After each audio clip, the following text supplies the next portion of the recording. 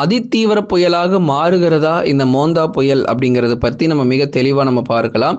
ஏன்னா ஏற்கனவே கடந்த முறை தாழ்வு பகுதி உருவாகும் போதே அது புயலாக மாறிடும் என்று எதிர்பார்க்கப்பட்ட நிலையில், ஆனால் அது புயலாக மாறாமல் வெறும் தாழ்வு பகுதியாக மட்டுமே, தாழ்வு மண்டலமாக கூட மாறல, வெறும் தாழ்வு பகுதியாக மட்டுமே வந்து நமக்கு அதிக அளவு மழைங்க. ஆனால் சும்மா சொல்லக்கூடாது, புயல் வந்தால் கூட இந்த அளவுக்கு மழை வருமானு தெரியல. ஆனால் ஒரு தாழ்வு பகுதி இந்த அளவுக்கு மழை கொடுத்திருக்கிறது அப்படிங்கிறது நம்ம மிகவும் கவனிக்க வேண்டியதாக இருக்கு.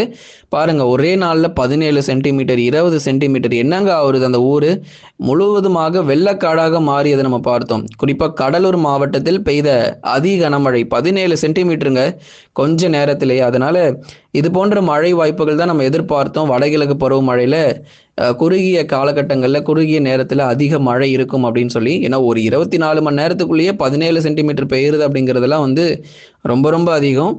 தொடர்ந்து இனி வரும் நாட்களில் எப்படிப்பட்ட ஒரு மழை வாய்ப்பு இருக்கு, உருவாகக்கூடிய இந்த புதிய புயல் சின்னம் காரணமாக எந்த மாவட்டங்கள் அதிகமாக பாதிக்கும் அப்படிங்கிறதெல்லாம் உறுதியாக நம்ம பார்க்கலாம். நீங்கள் கடைசி வரைக்கும் வானிலை அறிக்கையை கேட்டு பயன்பெறுங்க. மறக்காமல் லைக் பண்ணுங்க, சப்ஸ்கிரைப் பண்ணி தொடர்ந்து சப்போர்ட் பண்ணுங்க. ஒவ்வொரு நாளுமே நம்ம மிக துல்லியமான வானிலை அறிக்கை பொறுத்த வரைக்கும் அறிவிப்புகளில் கொடுத்துட்டு இருக்கோம். அடுத்து வரக்கூடிய 24 மணி நேரத்தில் தாழ்வு பகுதியானது படிப்படியாக வலுப்பெறுவதற்கான வாய்ப்பு இருக்கு. இப்போ ஏற்கனவே தாழ்வு பகுதி உருவாகியிருக்கு. தொடர்ந்து அடுத்து வரக்கூடிய 2 நாட்களில் சற்று கொஞ்சம் கொஞ்சமாக வலுப்பெற ஆரம்பிச்சிடும். தொடர்ந்து நம்ம பார்க்கலாம். நீங்கள் லைக் பண்ணாதவங்க கொஞ்சம் சீக்கிரமாக லைக் பண்ணணுங்க. சப்ஸ்கிரைப் யாரெல்லாம் இன்னும் புதுசாக பார்க்குறீங்களோ எல்லாருமே நீங்கள் சப்ஸ்கிரைப் பண்ணி சப்போர்ட் பண்ணால் மட்டும்தான் வரும் நாட்களில் மழையை பற்றி நம்ம முழுமையாக தெரிஞ்சிக்க முடியும். அதனால் தயவு செஞ்சு சப்ஸ்கிரைப் பண்ணி சப்போர்ட் பண்ணுங்க. ஏன்னா அப்போ தான் நமக்கு மழை தேதிகள் உங்களுக்கு மிக விரைவாக உங்களுக்கு தெரியும். நண்பர்கள் உறவினர்கள் தெரியப்படுத்த மறக்காமல் ஷேர் பண்ணுங்கள், அவங்களும் பார்த்து பயன்பெறட்டும். அக்டோபர் 27ஆம் தேதி அன்று ஆழ்ந்த காற்றழுத்த தாழ்வு மண்டலமாக வலுப்பெற வாய்ப்பு இருக்கு. அது என்னங்க ஆழ்ந்த காற்றழுத்த தாழ்வு மண்டலம்னா என்னங்க அப்படின்னா, அதாவது தாழ்வு பகுதியாக உருவாகி அது மேலும் வலுப்பெற்று அதனுடைய திசை வேகத்தன்மை பொறுத்த வரைக்கும் 50 முதல் 75 கிலோமீட்டர் வேகம் வரைக்கும் வங்கக்கடல் பகுதிகளில் வீசுவதற்கான வாய்ப்புகள் இருக்கு. அது எப்போ அப்படின்னா அக்டோபர் 27ஆம் தேதி தான் இந்த ஆழ்ந்த காற்றழுத்த தாழ்வு மண்டலமாக வலுப்பெறுவதற்கான வாய்ப்பாக இருக்கும் என்று எதிர்பார்க்கிறோம். அதுக்கப்புறம் அக்டோபர் 28 புயல் சின்னமாக வங்கக்கடல் பகுதிகளில் நிலை கொள்ளும். அப்போ அக்டோபர் 28 என்ன ஆகும் அப்படின்னா இது ஒரு புயல் சின்னமாக நம்ம கருதப்படுகிறது. அதாவது 75 கிலோமீட்டர் வேகம் வரைக்கும் இருந்த தாழ்வு பகுதி அல்லது காற்றழுத்த தாழ்வு மண்டலமானது மேலும் வலுவடைந்து ஒரு ஆழ்ந்த காற்றழுத்த தாழ்வு மண்டலமாக மாறிய பிறகு புயல் சின்னமாக ஒரு 90 முதல் 110 கிலோமீட்டர் வேகம் வரைக்கும், சில சமயங்களில் 120 கிலோமீட்டர் வேகம் வரைக்கும் ஒரு புயல் சின்னமாக வங்கக்கடல் பகுதிகளை நிலை கொள்வதற்கான வாய்ப்புகள் அதிகமாக நம்ம எதிர்பார்க்கலாம். அது எப்போ நடக்கும் அப்படின்னா அக்டோபர் 28ஆம் தேதி அன்று ஒரு புயல் சின்னமாக வங்கக்கடல் பகுதிகளை நிலை கொள்வதற்கான வாய்ப்புகள் மிக அதிகமாக எதிர்பார்க்கிறோம். ஆகவே அக்டோபர் 29 மற்றும் 30ஆம் தேதிகளில் சென்னை ஒட்டி வந்து தெற்கு ஆந்திரா பகுதிகளில் கரை கடக்கலாம் என்று எதிர்பார்க்கப்படுகிறது. அப்போ அக்டோபர் 29 மற்றும் 30 ஆகிய தேதிகளில் சென்னை ஒட்டி நகர்ந்து வரும் தெற்கு ஆந்திர பகுதிகளிலும் ரொம்ப தீவிரமான மழை பொழிவு அதிகமாக இருக்கும். அப்போ 29, 30 ஆகிய தேதிகளில் மிக கடுமையான மழை பொழிவு தமிழகத்தில் இருக்கும் என்று எதிர்பார்ப்புகள் இருக்கும். சென்னை ஒட்டி நகர்ந்து வரும் தெற்கு ஆந்திர பகுதிகளிலும் கண்டிப்பாக இது கரையை கடந்து அதிக மழை பொழிவை உறுதியாக வந்து ஏற்படுத்த போகுது.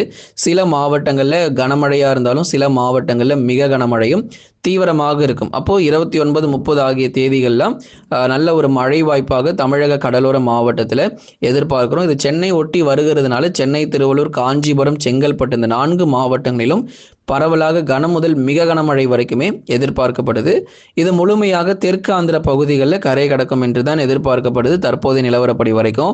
ஏன்னா அங்கே தான் அதிக மழை பொழிவு 30 சென்டிமீட்டர் 25 சென்டிமீட்டர்னு மழை அங்கே கொட்டி தீர்க்க போகுது தெற்கு ஆந்திர பகுதிகளில். சரி, இது ஏங்க தமிழ்நாட்டு பக்கம் வரல அப்படின்னா, வராதது ரொம்ப ரொம்ப நல்லதுங்க. ஏற்கனவே கடந்த முறை தாழ்வு பகுதி வந்ததுனால நிறைய இடங்கள் மிக கடுமையாக பாதிக்கப்பட்டிருக்கு.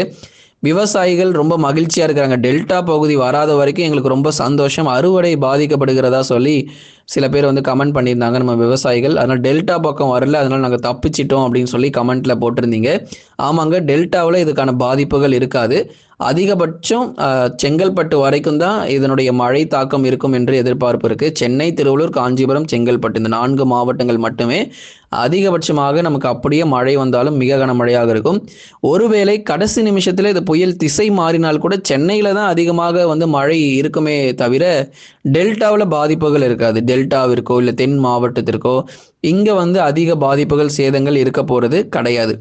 அந்த அளவுக்கு நமக்கு வந்து புயல் திசை மாறாது. டெல்டா பகுதி வர அளவுக்கு நமக்கு புயல் திசை மாறாது. பெரும்பாலும் தெற்கு ஆந்திர பகுதிகள் நெல்லூருக்கு அருகே கரையை கடக்கும். ஒருவேளை கடைசி நிமிஷத்தில் ஏதேனும் திசை மாறி சென்னை பக்கம் வந்தா நம்ம நிச்சயமா அறிவிக்கிறோம். ஒவ்வொரு நாளும் நீங்க வானிலை அறிக்கையை கேட்டா மட்டும்தான் உங்களுக்கு என்ன நிலவரம் அப்படிங்கிறது தெரிய வரும். கனமழை எச்சரிக்கை பொதுவான இது வானிலை அறிக்கை. பொதுவாக நமக்கு இந்த புயல் கிட்ட நெருங்கிறதுனால தமிழ்நாட்டில் மிதமானதுலேருந்து கனமழை கிடைக்கும்.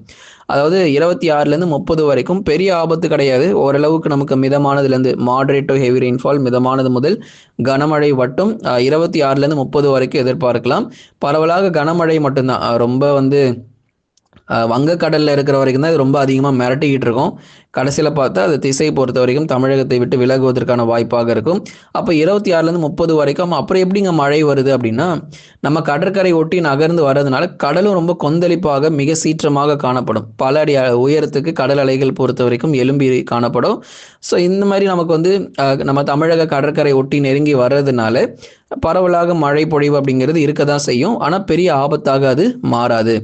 புயல் சென்னை ஒட்டி நெருங்கும் போது சில இடங்களில் கனம் முதல் மிக கனமழையாக இருக்கும். திருவள்ளூர், காஞ்சிபுரம், செங்கல்பட்டு போன்ற இடங்களில் பரவலாக கனமழையும், ஏதேனும் ஓரிரு இடங்களில் மட்டும் சற்று மிக கனமழையாக பதிவாகக்கூடும். இது புயலாக மாறினாலும் தமிழகத்தில் முழுமையாக கரை கடப்பதற்கான வாய்ப்பு இப்போதைக்கு இல்லை அப்படிங்கிறத நம்ம தெளிவுபடுத்திடுறோம். நிறைய பேர் வந்து தமிழ்நாட்டில் வந்து மிகப்பெரிய ஆபத்தை ஏற்படுத்த போது, சேதத்தை ஏற்படுத்த போகுதுன்னு சொல்லிட்டு இருக்காங்க. அப்படிலாம் கிடையாது. இது புயல் சின்னம் பொறுத்த வரைக்கும் இப்போ நிலவரப்படி என்னவோ அதை நம்ம தெளிவாக நம்ம சொல்லிட்டோம். இது வந்து பெரியதளவில் மிகப்பெரிய ஆபத்துகள், சேதத்தை ஏற்படுத்தாது. நமக்கு வந்து மழை மட்டும்தான். ஏற்கனவே நம்ம சொல்லிட்டோம், இதை பலமுறை நம்ம சொல்லியிருக்கிறோம். அக்டோபர் பொறுத்த வரைக்கும் காற்றுனால பாதிப்பு இல்லை, மழையினால் மட்டுமே நமக்கு பாதிப்புகள் இருக்கும் என்று சொன்னது போல இதுவரைக்கும் நமக்கு எங்கேயுமே காற்றுனால பாதிக்கப்பட்டதா நமக்கு எதுவும் செய்திகளும் நமக்கு எதுவும் வரலை, இதுவரையும் நம்ம கேள்விப்படலை. அதுதான் நம்ம சொல்லியிருந்தோம். மழை பாருங்க, மழை மட்டும்தான். காற்றுனால நமக்கு எங்கேயுமே பாதிப்புகள் மற்றும் ஆபத்துகள் கிடையாது. அதையும் நம்ம வந்து தெளிவுபடுத்திடுறோம். ஏன்னா மரங்கள்லாம் வேரோட சாயுமா அப்படிலாம் கேட்டிருந்தீங்க. அந்த அளவுக்கு காற்று பொறுத்த வரைக்கும் நமக்கு வீச வாய்ப்பு இல்லை. தெற்கு ஆந்திராவில் சூறாவளி காற்றுடன் அதி கனமழையானது புரட்டி போடும். அப்போ தெற்கு ஆந்திர பகுதிகள், குறிப்பாக நெல்லூர், விஜயவாடா, மச்சிலிப்பட்டினம், திருப்பதி, ஓங்கோலு, இது போன்ற பல்வேறு பகுதிகளில் மிகப்பெரிய சூறாவளி காற்றுடன் கூடிய அதி கனமழையானது ரொம்ப ரொம்ப தீவிரமாக பதிவாகிறதுக்கான வாய்ப்புகள் இருக்கிறது. டெல்டா மற்றும் தென் மாவட்டங்களில் தான் இந்த மழையினுடைய தீவிரம் மிக அதிகமாக காணப்படும். பெரும்பாலான பகுதிகளில் அதி கனமழை பொறுத்த வரைக்கும் தெற்கு ஆந்திரா பகுதிகளில் நிச்சயமாக இருக்க போகுது. அங்கே வந்து 20 முதல் 30 சென்டிமீட்டர் மழை வரைக்கும் உறுதியாக பதிவாகும்.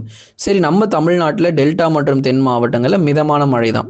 லேசான மழை, மிதமான மழை இப்படி தான் இருக்கும்.